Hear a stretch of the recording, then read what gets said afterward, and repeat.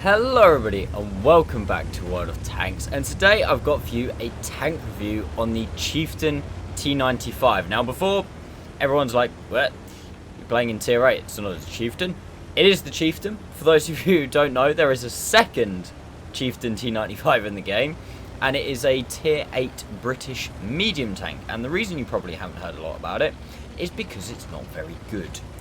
Kind of stepping on the toes of the tank review here. Also, for those of you that have watched a tank review of mine before, you might realise that this isn't the usual way around that I do it. Usually I do the stats and the setup and everything like that first, and then do the ace tanky gameplay at the end. For this video, I'm trying something new, so I'd like you all now in the comments, well, when you finish watching the video, go down and tell me, do you prefer all of the stats and all the gunk like that at the start, and then the gameplay, or do you prefer the gameplay first so you get to see what the tank is like, and then me kind of talk about it a bit more at the end. Obviously, I'm still going to talk about the stats and everything whilst watching the replay. I've actually got Tanks GG open on my iPad. Yeah, we're gonna see what we can do. We're gonna see if this is better or not. So the Chieftain T95, like I said, it is a tier 8 British medium.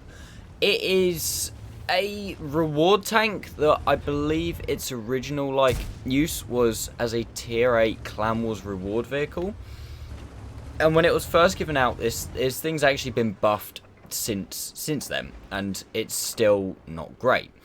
The reason I'm doing a tank review on it, either this video is going to get 3 views or it's going to get 300. It's going to be one or the other, and the reason for that is because I believe this tank is soon going to be added into the game in the Bond shop. And the reason I think that is because it's actually been given some buffs on the Super Test server. And it's been given buffs on the Super Test server along with 6 other vehicles, 4 of which are already in the Bond store. The IS-5, the KV-4 Krishlovsky, the 121B, and the other one that I can't remember, M60, my favourite one out of those 4. So it's been buffed around the same time as those. There's no other real way of being able to get it in the game. So my thinking is they're going to put it in the Bond store. So therefore, doing a tank review on it before it comes out, because I don't think many other people have really got this thing, because like I say, it's really not that great. I don't know why you play it. So I was thinking I either get ahead of the curve with a tank review out early, or I just look stupid because I've put a tank review up of a tank that nobody cares about. Either. So anyway, with all that out the way, what is the Chieftain T95 all about? Well, it's basically as generic as it comes for a tier 8 medium tank. It's got 240 alpha, it's 1400 hit points, it's got a turret, it's got decent gun depression, it's okay. Yeah. First things first that you're probably going to notice, yes, it's got 240 alpha, but the DPM is actually really bad. Around about 1800 base. Obviously, this can be buffed a little bit. And this is one of the things getting buffed. So if you are watching this video in the future, and the tank has been buffed, and it's in the Bond store, the DPM is better than what you're seeing in this video. The reload time is being buffed from 8.3 seconds to 7.5, which is putting the base DPM from 1734 up to 1920, which is a very welcome change. Something else that you're seeing in this that probably stands out quite a lot is the tank isn't that fast at all. With the top speed of only 42 kilometers an hour, it has got a 750 horsepower engine, but the tank itself is really heavy, which means it only has a 15 horsepower per ton. So there is definitely an argument for putting a turbo on this tank. And again, at the end of the video, I will show you my setup and everything like that, and just do a very quick comparison. Like I said, this is a new way of me comparing, of me doing a tank review. Other things that are going to be getting buffed on the tank, the view range is getting buffed from 380 to 400. 380 meters view range is not terrible at tier 8, it's actually pretty good, and obviously as you can see with my setup, it's getting relatively close to 445.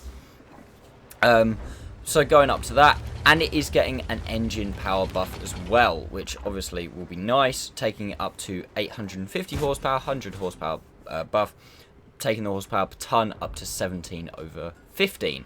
So all in all, it is going to make the tank a lot nicer, and it is the worst things about the tank are definitely being buffed. other couple of bits that I will just mention, if you are watching this in the future, is the gun dispersion during hull and traverse, and the gun dispersion during turret traverse are being buffed as well. So it would just mean that that aim circle stays a bit tighter. As it is, the aim time is not too bad, around about 2.1 seconds. I believe base... oh, I've just closed my tank. GG. Good job, Max. Oh, I've done really well there. Around base, it's around 2.3, I believe, which is quite nice. Yeah, 2.2, sorry, 2.2. And 0.36 dispersion, which is not awful, but it's really not great. And for a tank that hasn't got mobility, and it hasn't got like mad DPM or mad other gun stats, you'd expect it to be compensated a bit by the accuracy. Make it a really good sniper, make it really good at that. But 0.36 is just, it's just not good. It's just not that good. Like, if you compare it to other things, it's really quite struggling. Armor on this tank, something I haven't really talked about, and as you can see in the gameplay, I'm at 226 HP, courtesy of a couple of arty shells and a bit of a couple of shots from a Borsig. But the armor, nah. The turret, as you're looking at the tank, right? The turret is amazing. The front of the turret is awesome. It's such a good front turret. It will bounce tier 10s.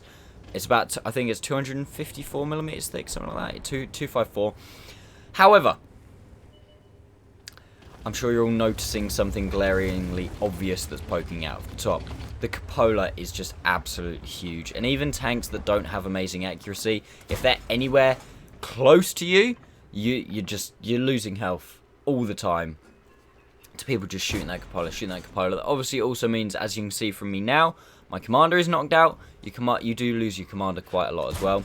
This thing does make premium credits, so obviously you can play it as a premium tank. When it first got added into the game, this is one of those buffs I was talking about earlier. When it first got added into the game, it did not make premium credits. And it sucked.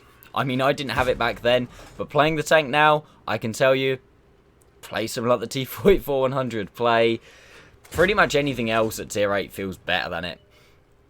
And yeah, it just kind of sucks. You can see me there, blind fire in the back. I forgot to mention, actually, of the gameplay, because I've been mentioning everything else around the menu format for tank reviews and, you know, how bad this tank is. We are on Cliff. It is a full tier 8 game. Oh, sorry, not full tier 8 game. Tier 8, tier 7 game.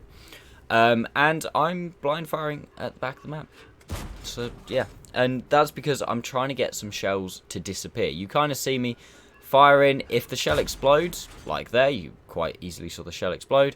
I moved my aim somewhere else, try and shoot somewhere else, shell explodes, keep moving until the shell disappears. And then I kind of know that I've hit a shot, and as it's a Borsig, it's probably quite unlikely that it's going to bounce. Loading the HE now. Again, Borsig, Super Hellcat, and Arty left alive. Yeah, we're not going to need AP. HE should be perfectly fine.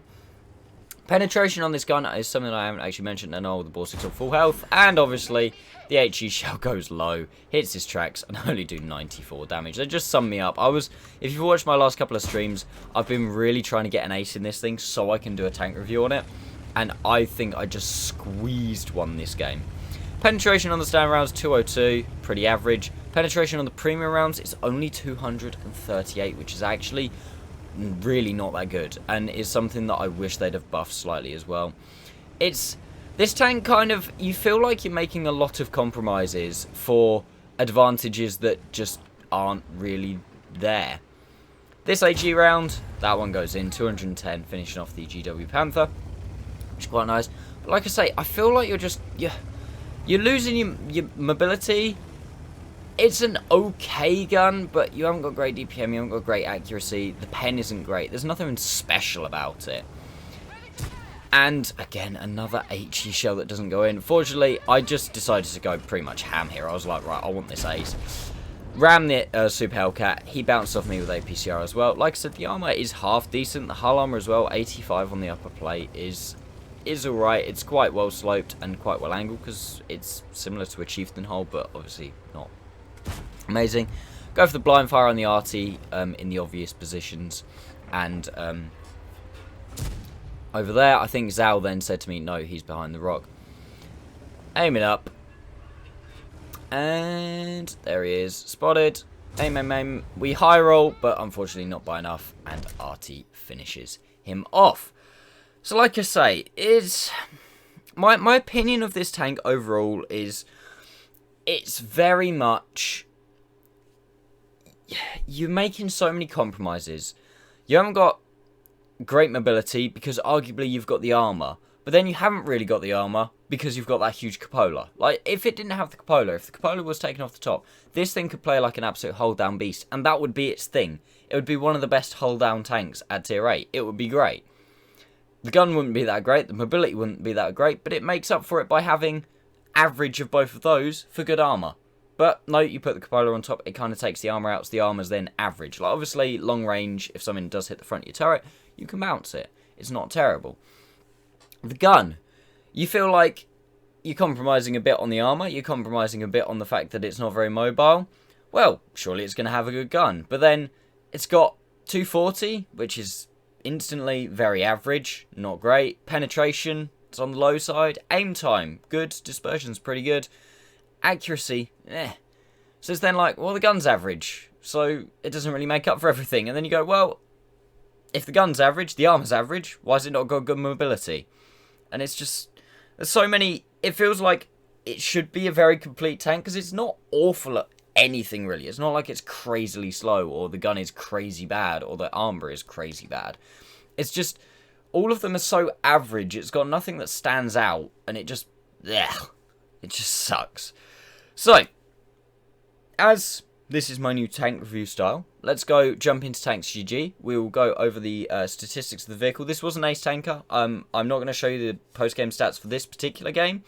In future tank reviews, I might do. Just because this one is fairly unremarkable. Like, I did 3,144 damage. I can't remember if I hit a blind shot or not. I might have done, I might not have done. Got a bit of assisted. We got an ace tanker. What more do you want?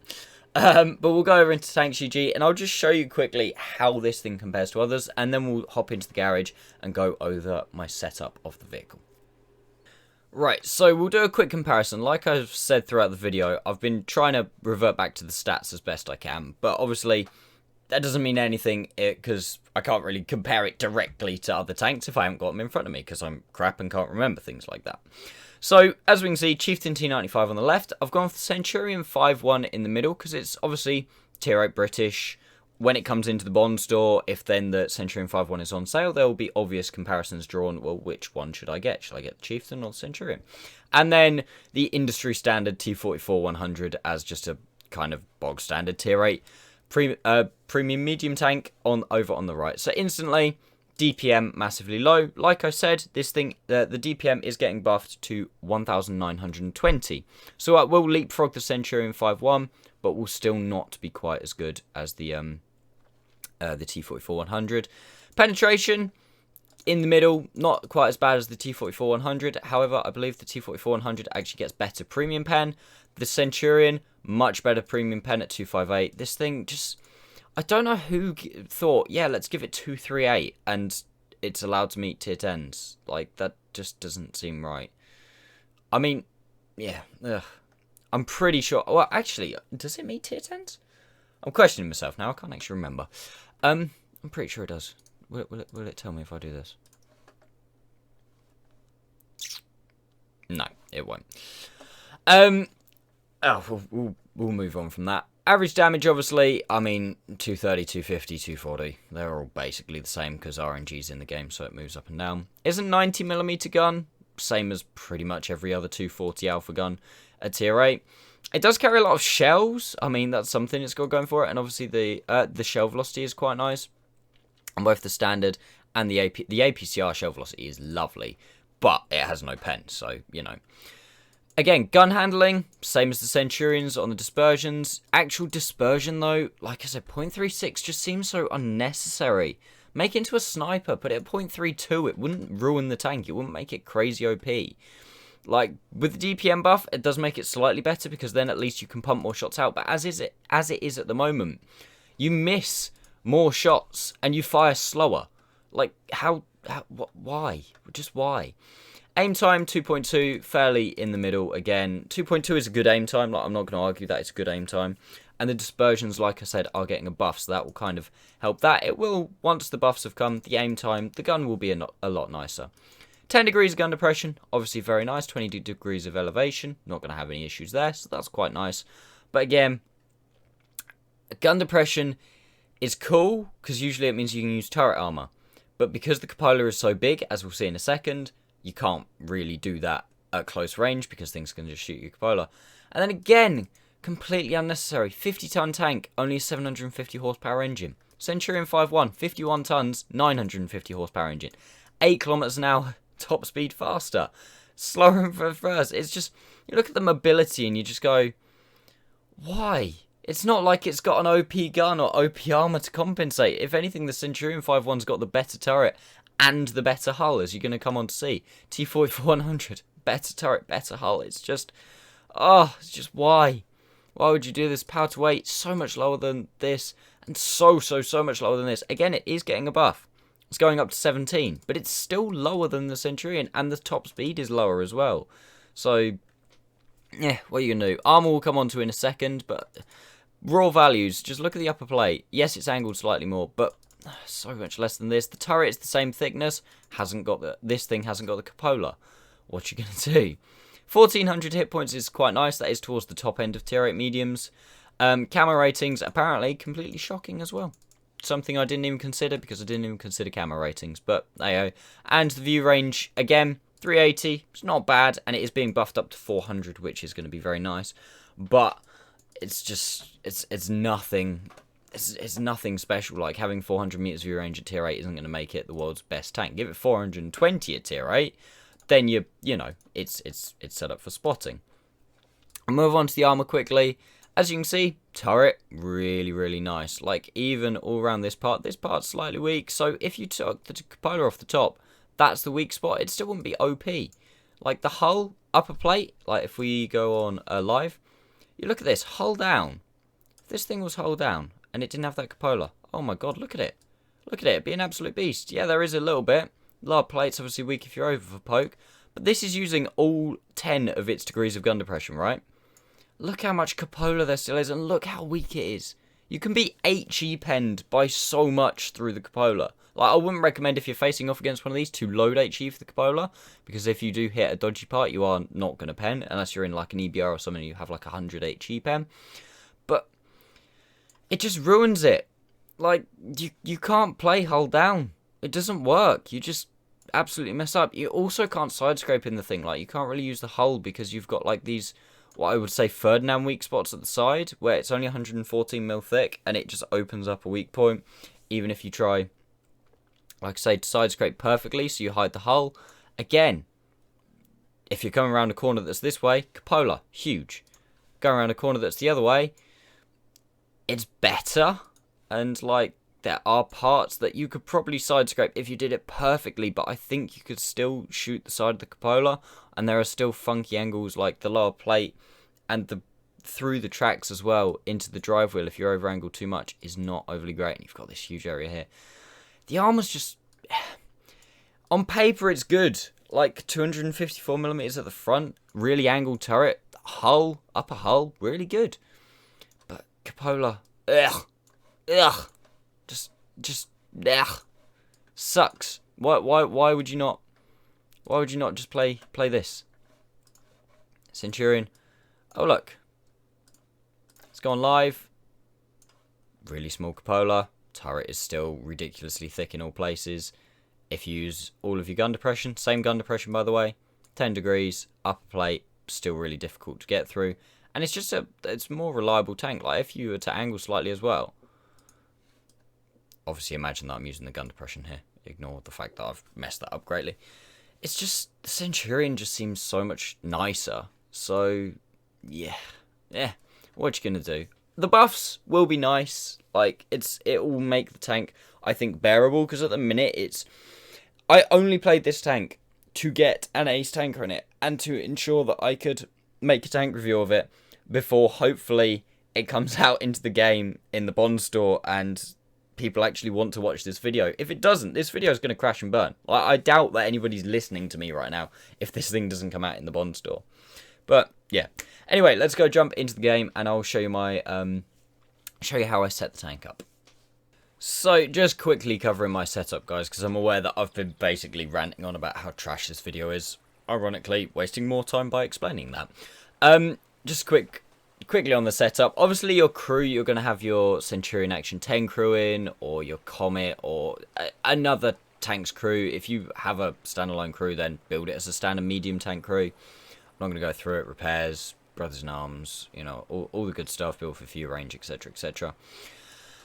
Equipment, obviously, is where probably the most talking points are. I've gone for vents in the improved slot, just because obviously it buffs everything about the tank. Trying to get the DPM up a bit, up to 2,200 in my setup. But again, if you compare that to something like, well, let's compare it directly to my Centurion, where it's still 100 off, and my Centurion is, what am I running my Centurion? Oh, pretty much the same setup, to be fair. So yeah, it's 100 off, but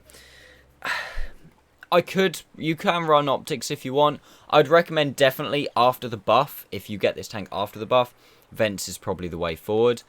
Vert stabs, you could change for a rotation mechanism, or again, after the buffs, where they're basically buffing the stabilization anyway, I would say there's probably an argument that you could run turbocharger as well. So you could potentially run turbo. You would also could run turbo instead of vents, run vert stabs, and then make it more of a agile medium. Obviously, you are going to suffer there a bit with your DPM and stuff, but it could work.